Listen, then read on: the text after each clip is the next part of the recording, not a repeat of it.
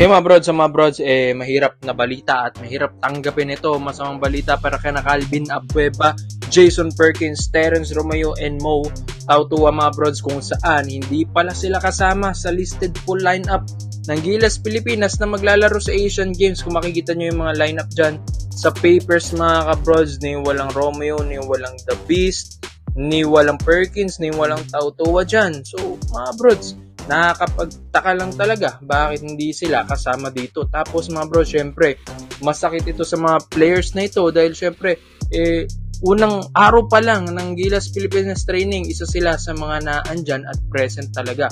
So yung determination nilang itulungan ang bansa, biglang nabigo mga bros kung saan hindi sila kasama sa lineup.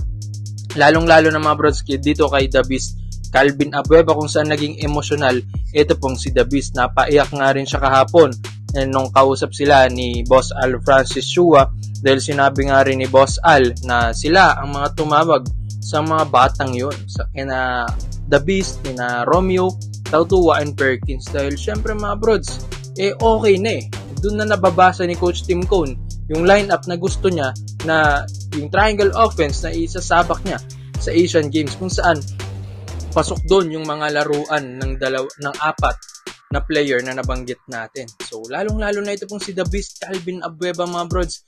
Napakalaking bagay talaga nito, mapa-international mga kabrods. Kaya nga, di ba, after ng World Cup, dali-dali nilang tinawagan si The Beast at nakipag-ensayo agad. Ito, mga brods, masakit din ito dahil ayon din sa mga reports natin, isa si Calvin Abueva sa mga nauunang nag-iensayo dyan sa kanilang training camp para sa Asian Games mga brods. Dahil itong si Calvin ay napakaaga na ito mag-ensayo mga brods. So syempre, sa edad na 35 years old, sabi nga ni Calvin, may malaking karangalan sa kanya na mapasama sa lineup ulit. Pero knowing na ito ang nangyari dahil hindi pala sila kasama sa pool, listed pool or 16-man pool na pinasa ng Gilas or SBP para sa Asian Games, masakit talaga para kay The Beast Calvin Abueva mga brods. Kahit ilang mga fans, kahit ako, syempre nalungkot din sa balitang ito, lalong-halo na kailangan ng Gilas yung mga ganitong energetic guys, and katulad din ni Terence Romeo at big man na kanila Mo Tautua and Jason Perkins na may tira pa sa labas. So mga bros, mahirap man tanggapin pero ganun talaga. Pero syempre ito yung mga ni-replace pala ng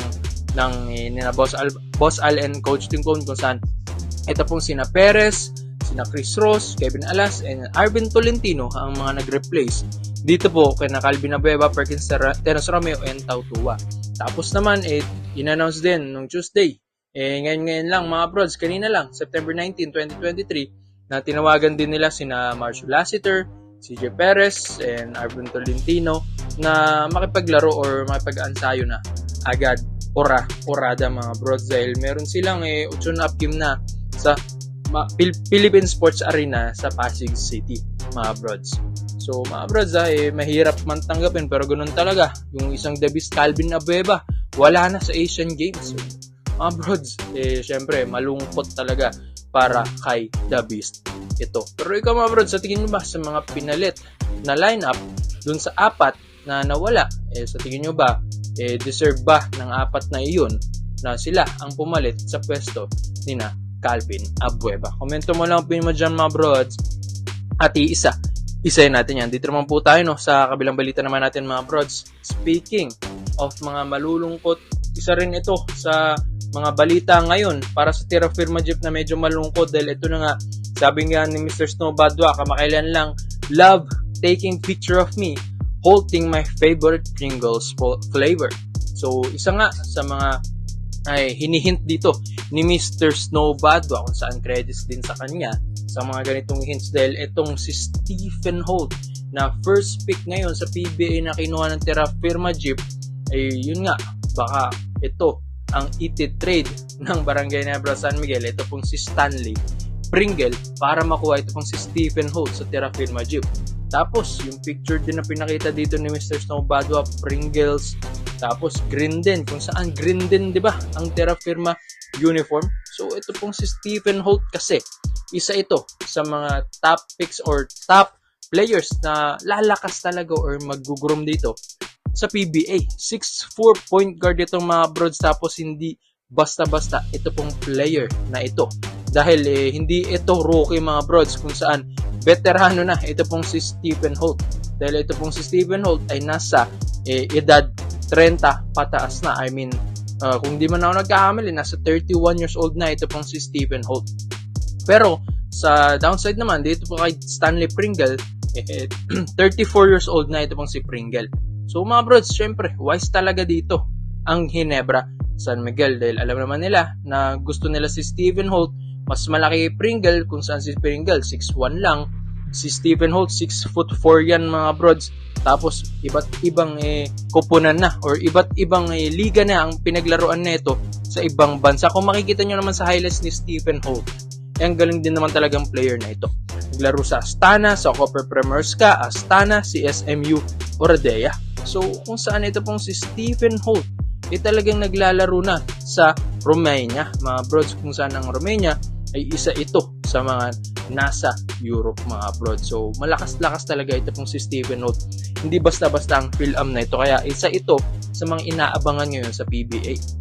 Pero syempre, alam naman natin, kapag na-draft ito ng Terra Firma Jeep, yung mga first pick ng mga ganyan, syempre laging nakaabang ang mga Ginebra at iba't ibang kupunan na kayang-kayang kunin ang first pick na ito. So mga brods, para sa akin, Stephen Holt to Stanley Pringle.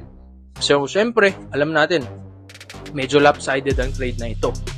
Unang-una sa edad pa lang, pero sa skill set, halos parehas lang naman sila.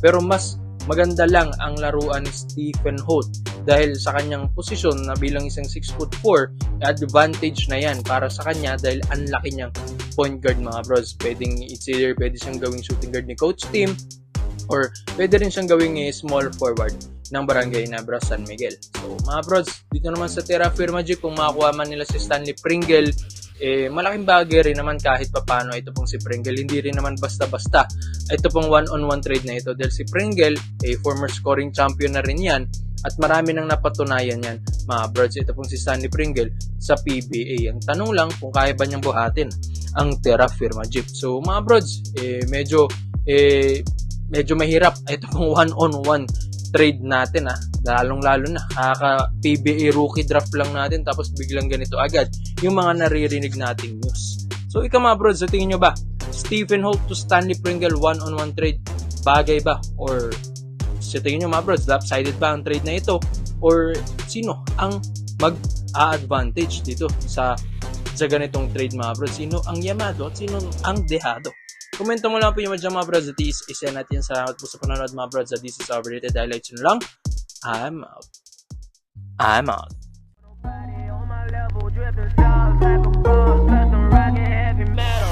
I just want a bag, like an old lady. I'm backwoods smoking, I don't own papers, pass that 808. That don't shake her.